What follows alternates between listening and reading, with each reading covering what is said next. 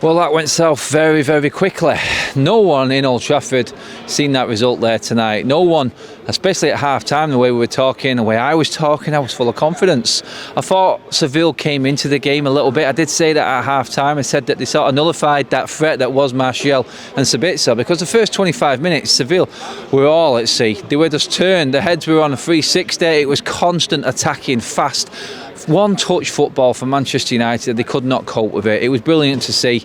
And I thought United were coasting. I thought it was in the back. Everyone here was talking, can we get that third goal now and just put it to bed? And it'll be a very similar outcome as to what it was last time in Sevilla when we played Real Betis.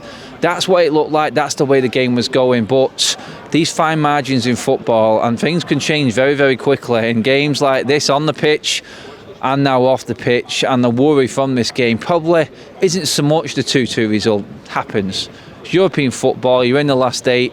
If you switch off like Malacia did, if you get unlucky like we did with the ricochet that went in off De Gea, then off Malacia, then off Harry Maguire's head from 5 yards, it was just one of them miracle moments for Sevilla.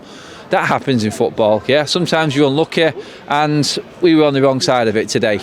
It's what happened in the game with the bigger implications going forward this season. Now, we already know we're stretched. We already know we're out without Marcus Rashford. How long that will be, we don't know. Ten Hag is sort of hinting that Marcus Rashford could possibly be back next week. In what sort of state, in what fitness? Are we pushing Marcus Rashford back too quick? This is the concern now.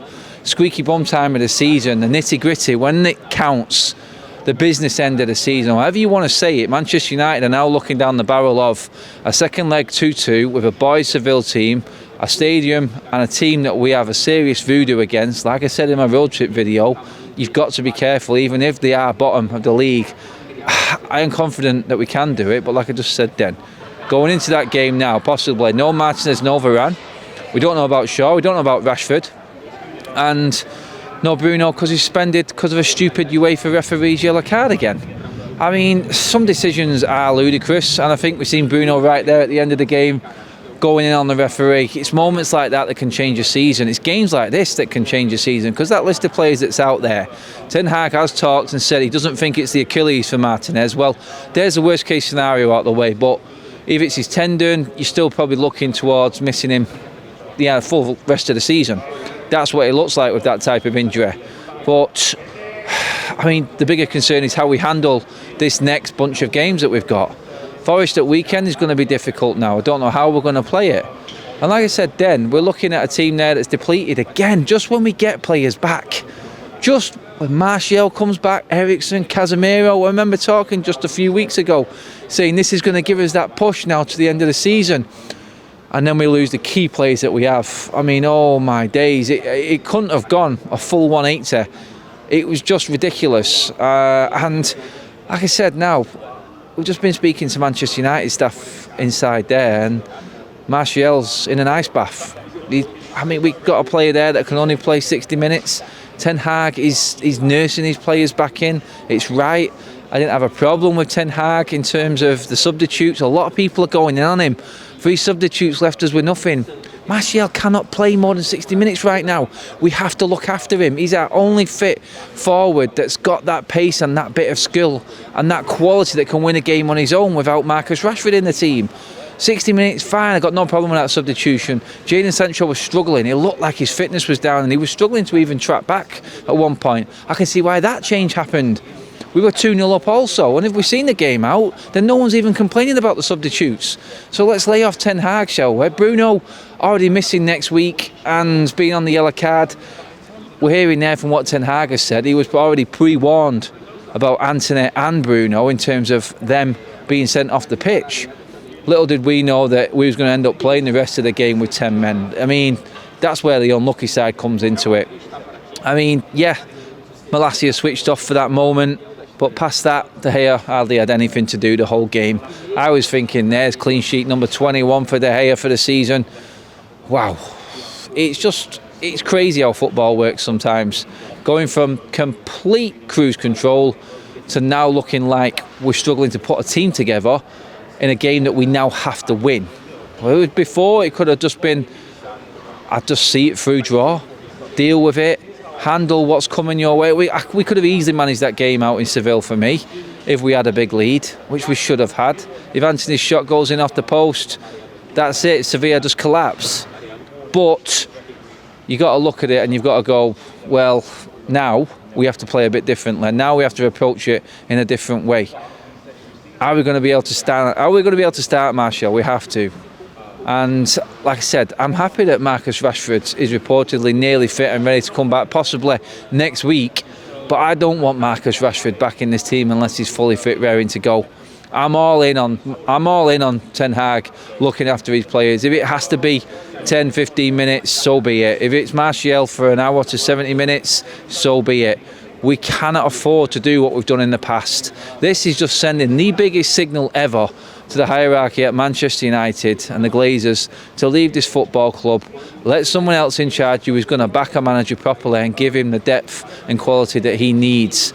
Because players are coming on and they're giving it their all, and I understand that. But in moments like this tonight, you just need that little bit more. You need that like Casemiro character that's just going to come in and just carry on where he left off. Superb. And we were in control of it. Just the fine margins of football have absolutely destroyed us tonight. Absolutely destroyed us. Seville fans just next to us there, counting their lucky stars right now, going back to Seville. They're just coming out of Old Trafford going, what happened? Like we are.